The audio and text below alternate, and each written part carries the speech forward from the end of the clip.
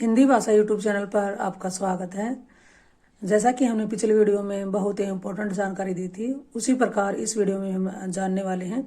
चाहे कोई भी एग्जाम हो, उसमें आपको पता है कि हिंदी से संबंधित क्वेश्चन बहुत ज़्यादा मात्रा में आते हैं, या हिंदी से संबंधित जो एग्जाम होता है उसमें से इसमें तो क्वेश्चन लगभग 30 से ऊपर आते हैं। लेकिन चाहे हिंदी से संबंधित एग्जाम न हो, क्योंकि आप सबको पता है कि हिंदी और इंग्लिश है वो सबके लिए कंपलसरी है, तो 15-15 या 20-20 नंबर के क्वेश्चन तो हर किसी टेस्ट में आते हैं। चाहे आप कोई आर्मी का टेस्ट भी आप क्लियर करना चाहते हैं तो इसको सीख करके आप अपना क्लियर कर सकते हैं। चलिए, तो आज का हमारा टॉपिक रहने वाला है सूक्ष्म अर्थ भेद वाले शब्द। सूक्ष्म अर्थ यानी कि थोड़ा बहुत उनमें अंतर होता है और हमें सुनने में वो या उनका अर्थ हमें एक जैसा मालूम होता है। एक जैसे शब्द दिखाई देते हैं लेकिन उनका अर्थ क्या होता है, उनमें थोड़ा बहुत अंतर होता है, सूक्ष्म अंतर होता है। अब चलिए जान लेते हैं ऐसे कौन से शब्द हैं, जो बहुत ही इंपॉर्टेंट वीडियो रहने वाली है। तो वीडियो में आप शुरू से एंड तक बने रहें, और वीडियो आपको अच्छी लगे तो इसे अपने दोस्तों के साथ ज़्यादा से ज़्यादा शेयर करें ताकि उनको भी इस वीडियो का लाभ मिल सके। और अगर आप चैनल पर नए आए हैं तो इस चैनल को सब्सक्राइब कर लें ताकि नए नए जो वीडियो बनाए जाएँ उनकी जानकारी आपको टाइम टू टाइम मिल सके। तो चलिए वीडियो शुरू करते हैं। पहला ही देखिए, अज्ञ या अज्ञानी। इसका क्या अर्थ होता है? जिसे ज्ञान न हो उसको क्या कहते हैं? अज्ञानी। अज्ञानी को तो आप समझ जाते हो कि अज्ञानी किसको कहते हैं, जिसको ज्ञान न हो। लेकिन कई बार आ जाता है अज्ञ। अ का मतलब नहीं है, ज्ञ का मतलब ज्ञान। तो अज्ञ का क्या मतलब हुआ? नहीं है, जिसको किसी भी प्रकार का कोई ज्ञान, उसको क्या कहते हैं? अज्ञानी। और दूसरा क्या कहते हैं? इसको अज्ञ कहते हैं। तो अज्ञानी का तो इसका वाक्य देखिए किस प्रकार बनाते हैं। अज्ञानी का तो छोटा मोटा अपराध भी सम्य है। सम्य का मतलब क्षमा करने योग्य है, यानी उसको क्षमा कर देते हैं। तो अज्ञानी से आपको ये तो आज समझ में आ गया होगा, लेकिन अज्ञ आ जाता है कई बार। अज्ञ का मतलब भी क्या होता है? अज्ञानी। इसी से मिलता जुलता दूसरा शब्द है अनभिज्ञ। अब देखिए, अज्ञानी में तो जिसको कोई ज्ञान नहीं होता उसको कहते हैं अज्ञ, लेकिन अनभिज्ञ में किसको कहेंगे? जिसको कोई एक्सपीरियंस नहीं हो, उस काम को करने का कोई अनुभव न हो। जैसे कि एक एग्जाम्पल के तौर पर मैं आपको बताती हूँ। जैसे किसी बच्चे को या किसी युवक या युवती को कार चलाना नहीं आता है, क्योंकि उसको उस कार चलाने का क्या नहीं है? एक्सपीरियंस नहीं है, अनुभव नहीं है। तो अनभिज्ञ का मतलब क्या होता है? जिसे अनुभव न हो, किसी भी काम को करने का अनुभव नहीं हो, एक्सपीरियंस नहीं हो, उसको क्या कहते हैं? अनभिज्ञ कहते हैं। ठीक है। देखिए, मैं कार के इंजन के बारे में अनभिज्ञ हूँ, यानी कि कार में क्या गड़बड़ हो गई, इसका इंजन में क्या कुछ हो गया है, इसके बारे में मैं क्या हूँ? अनभिज्ञ हूँ, अनजान हूँ, मुझे इसका कुछ पता नहीं है। तो अज्ञ का मतलब होता है ज्ञानी, जिसको ज्ञान ना हो। अनभिज्ञ का जिससे अनुभव न हो। दोनों में देखिए थोड़ा थोड़ा अंतर हमें महसूस हो रहा है, और यही हम एग्जाम में गलत कर देते हैं, दोनों को एक मान लेते हैं। अनुभव से रहित होता है अनभिज्ञ, और ज्ञान से रहित होता है अज्ञ या अज्ञानी। इसी प्रकार तीसरा इसी कैटेगरी का एक शब्द और आ गया है मूर्ख। मूर्ख को तो हम समझते हैं जिसे ज्ञान देने पर भी ज्ञान प्राप्त न हो, यानी जड़ बुद्धि कहते हैं ना, जिसमें बुद्धि है ही नहीं, उसको क्या कहते हैं? मूर्ख है, इडियट है। इसका सेंटेंस है, वह मूर्ख है, कार चलाना कभी नहीं सीख सकता, यानी कि मंद बुद्धि है, उसको ये काम करना आएगा ही नहीं। तो इस तरह से देखिए हमने 3 शब्द देखे हैं। तीनों हमें मिलते जुलते दिख रहे हैं, लेकिन तीनों में ही अंतर है। अगला देखिए, अज्ञात। ज्ञात होता है जिसे ज्ञात ना हो, मालूम ना हो। अज्ञात का मतलब जिसको पता नहीं हो। ज्ञात होता है मालूम होना, और अज्ञात का मतलब मालूम ना होना, जिसका ज्ञान ना हो। अज्ञात किसको कहते हैं? जिसका ज्ञान ना हो, जिसके बारे में कुछ भी पता न हो, उसको कहेंगे, क्या कहेंगे? अज्ञात कहेंगे। ठीक है। अज्ञात कह सकते हैं, जैसे कोई मनुष्य आया और हम नहीं जानते कि अज्ञात स्थान से आया है, किस जगह से आया है, उसको क्या कहते हैं? अज्ञात। अगला इसी से मिलता है अज्ञेय। अज्ञेय क्या होता है? जिसे जाना ही न जा सके। देखिए इस शब्द से देखिए, अ का मतलब नहीं, ज्ञेय का मतलब जानना होता है। जिसे नहीं जाना जा सके उसको क्या कहते हैं? अज्ञेय कहते हैं। और अज्ञात का मतलब, अज्ञेय का मतलब कोई व्यक्ति वस्तु कुछ भी हो सकती है, लेकिन अज्ञात किसके लिए होगा? कोई इसमें भी मनुष्य हो सकता, कोई स्थान हो सकता, दोनों एक जैसे दिखेंगे। लेकिन अज्ञात का मतलब क्या समझे? इसका अर्थ होगा जिसको ज्ञान न हो, या किंतु जिसे जाना जा सकता हो। अज्ञात उसको कहते हैं जिसको ज्ञान नहीं हो, जिसका हमें कोई ज्ञान नहीं है लेकिन हम उसको जान सकते हैं, उसको क्या कहते हैं? अज्ञात कहते हैं।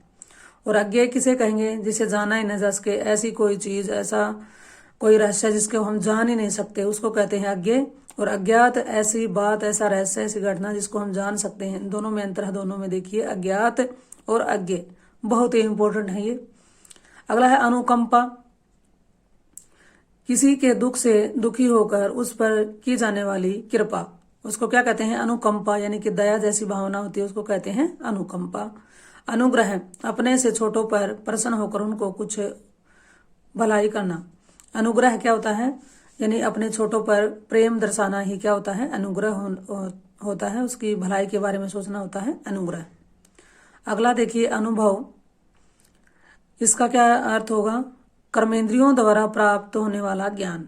अब ये कर्मेंद्रियां कौन सी होती है? इंद्रियां, जैसे ये बताया जाता है कि 5 कर्मेंद्रियां होती हैं और 5 ज्ञानेंद्रियां होती हैं। अब जो ज्ञानेंद्रियां होती हैं उनका जो कार्य होता है उसको क्या कहते हैं? कर्मेंद्रियों में गिनते हैं। ज्ञानेंद्रियां कौन सी हैं? जैसे ज्ञानेंद्रियां हमारी जैसे जिह्वा है, त्वचा है, और कौन से हैं? आंख है, नाक है, कान है, ये सारी क्या होती हैं? 5।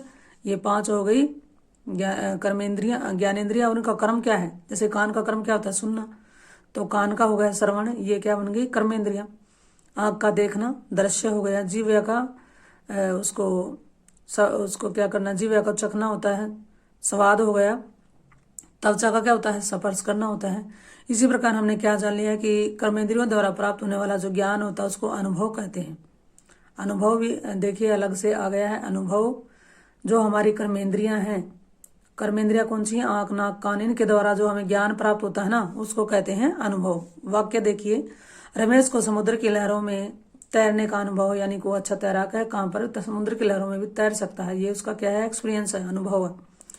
तो जो जिस बात का हमें अनुभव हो, जिस विषय को करने का हमें अनुभव होता है, एक्सपीरियंस होता है, उसको क्या कहते हैं? अनुभव।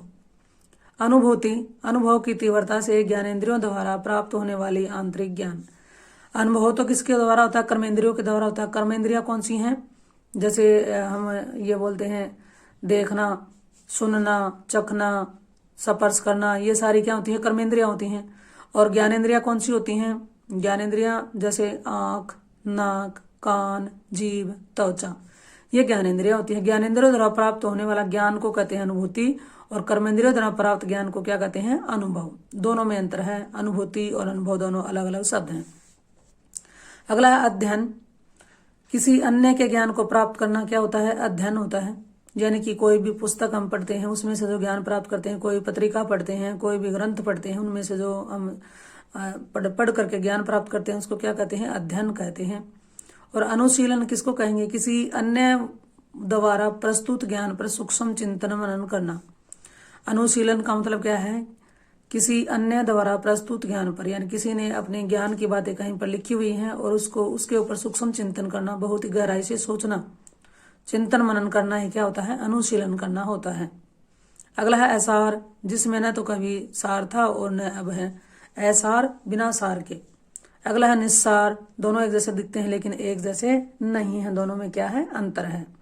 निसार क्या होता है? जिसमें पहले कभी सार था परंतु अब नहीं है। ऐसार में कभी सार था नहीं और न अब है, और निसार में पहले कभी क्या था? सार था और अब नहीं है, दोनों में अंतर है। अगला है असक्त।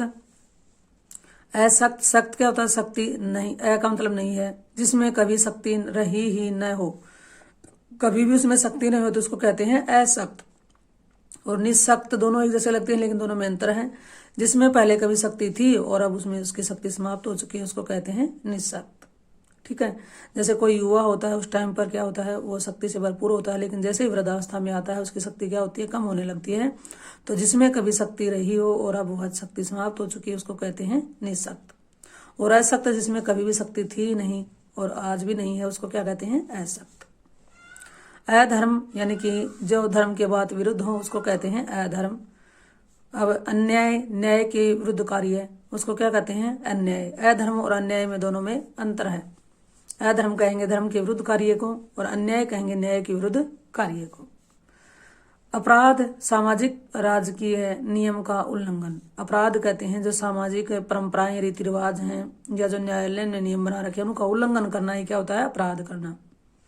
और पाप, नैतिकता का उल्लंघन करना। नैतिकता समझते हो जैसे कोई अच्छे कार्य हैं, कोई वृद्ध दिखाई देता है उसको पकड़कर दूसरे रास्ते पर ले जाना, किसी की सहायता करना, गरीबों की सहायता करना, नैतिकता होती है। इन पर ध्यान न देने वाला होता है उसको कहते हैं पाप। और जो जैसे कानून नियम बना रखे हैं, समाज ने जो परंपराएं बना रखी हैं, उनके विरुद्ध कार्य करने को कहते हैं अपराध। दोनों ही एक जैसे समझते हैं, दोनों में क्या है, अंतर है। अगला है अभिमान। अब ये तीनों शब्द देखिए, अभिमान, अहंकार, दर्प, घमंड। हम इनको एक ही मान लेते हैं, लेकिन इन तीनों में सूक्ष्म अंतर क्या है ये देखिए। आज सूक्ष्म थोड़ा थोड़ा इनमें क्या अंतर है। सबसे पहले अभिमान देखिए, अपनी प्रतिष्ठा अधिक व दूसरों को की कम समझना। अभिमान किसको कहेंगे? ऐसा कोई व्यक्ति है जो अपने आप को सर्वप्रिय, सबसे ऊपर समझता है, दूसरे को कुछ समझता ही नहीं है, उसको क्या कहते हैं? अभिमान कहते हैं। वाक्य देखिए, नौकरी मिलने के बाद उसे अपने पद का अभिमान हो गया, यानी अपने ही आप को सबसे ऊंचा मानना उसने शुरू कर दिया। अहंकार देखिए, अपने आप को झूठे ही बहुत अधिक समझना। अब अहंकार में क्या होता है, उसके पास ऐसा कुछ है भी नहीं, फिर वह घमंड करता है, झूठा दिखावा करता है, उसको कहते हैं अहंकार। अभिमान में उसके पास है, लेकिन वह सबसे ऊपर अपने आप को मानने लगता है, ये होता अभिमान। और अहंकार इससे थोड़ा सा अलग हटकर है। अहंकार में व्यक्ति के पास होता कुछ नहीं है, लेकिन दिखावा मात्र करता है, उसमें ये क्या होता है? अहंकार। और दर्प या घमंड क्या होता है? प्रत्येक स्थिति में अपने आप को व दूसरों को हीन समझना, यानी उसके पास चाहे कुछ है या नहीं है, दोनों ही कंडीशन में अपने आप को ऊंचा समझने वाले को क्या कहते हैं? दर्प में चूर है, घमंड में चूर है। ठीक है, तो ये तीनों ही अलग अलग हैं, इन पर ध्यान दें। अब अगला देखिए, अच्छाई। किसी व्यक्ति या वस्तु में जो गुण होते हैं उसको अच्छाई कहते हैं। और भलाई, किसी व्यक्ति के हित का कार्य करना, उसको क्या कहते हैं? भलाई। ये दोनों इजी हैं, आ गए होंगे समझ में, क्लियर हो रहे होंगे। अगर आप चैनल पर नए आए हैं तो इस चैनल को सब्सक्राइब कर लें, और वीडियो अच्छी लगे तो अपने दोस्तों के साथ इसको शेयर भी कर दें। और लास्ट में जरूर बताना कि आपके कितने क्वेश्चन सही हो पाए और वीडियो कैसी लगी। अगला देखिए, अगला है अध्यक्ष। अध्यक्ष किसको कहेंगे? किसी संस्था का जो प्रधान होता है उसको क्या कहते हैं? अध्यक्ष कहते हैं। और सभापति, किसी बैठक अथवा सभा का जो प्रधान होता है उसको सभापति। दोनों में अंतर है। अध्यक्ष किसको कहेंगे? जो संस्था है कोई भी किसी प्रकार की, उसको जो परमानेंट उसका सदस्य होता है उसको कहते हैं अध्यक्ष। सभापति जो किसी संस्था में क्या है, उसको कोई विशेष आयोजन, विशेष कोई प्रोग्राम कार्यक्रम है, उसका जो अध्यक्ष बना दिया गया है उसको क्या कहते हैं? सभापति। दोनों में ही अंतर है। अगला अधिवेशन। किसी संस्था का बड़ा सम्मेलन क्या होता है? अधिवेशन होता है। और बैठक किसको कहते हैं? किसी संस्था की, किसी समिति की थोड़े समय के लिए जो सभा होती है उसको बैठक कहेंगे। अधिवेशन में क्या होता है? किसी संस्था का बड़ा सा सम्मेलन होता है, उसको कहते हैं अधिवेशन, यानी कि कई दिनों तक, कई महीनों तक चलता रहता है, उसको कहते हैं अधिवेशन। और बैठक में किसी संस्था की जो सीमित थोड़े समय के लिए जो सभा की जाती है उसको कहते हैं बैठक।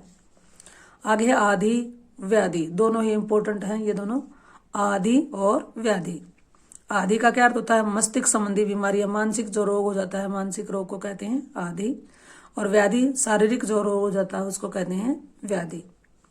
अब मानसिक रोग कैसे समझेंगे? मानसिक रोग का मतलब जैसे वह है उल्टी सीधी उठपटांग बातें करता रहता है, कोई भी ऐसी हरकत करे जो सही नहीं हो, उसको कहते हैं मानसिक रोगी है, उसको कहते हैं ये आदि हो चुका है। और व्याधि का मतलब कोई शारीरिक रोग हो जाए जो हमें ऊपर से दिख रहा हो, ठीक है, उसको क्या कहते हैं? व्याधि। अगला है अनिवार्य और आवश्यक। बहुत इंपॉर्टेंट दोनों वर्ड। अनिवार्य और आवश्यक में क्या अंतर है?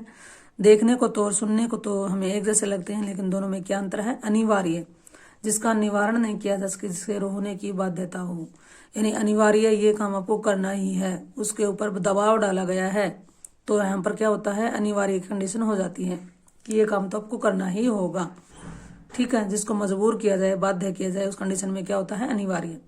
और आवश्यक का मतलब जरूरी, ये काम करना क्या है? जरूरी है। यदि वाक्य देखिए इन दोनों के, पहले अनिवार्य को देखिए, कॉलेज में प्रवेश लेने के लिए 60% अंक अनिवार्य हैं, यानी कि 60% अंक नहीं होंगे ना तो उसका एडमिशन कॉलेज में नहीं होगा। तो क्या अनिवार्यता है? 60%।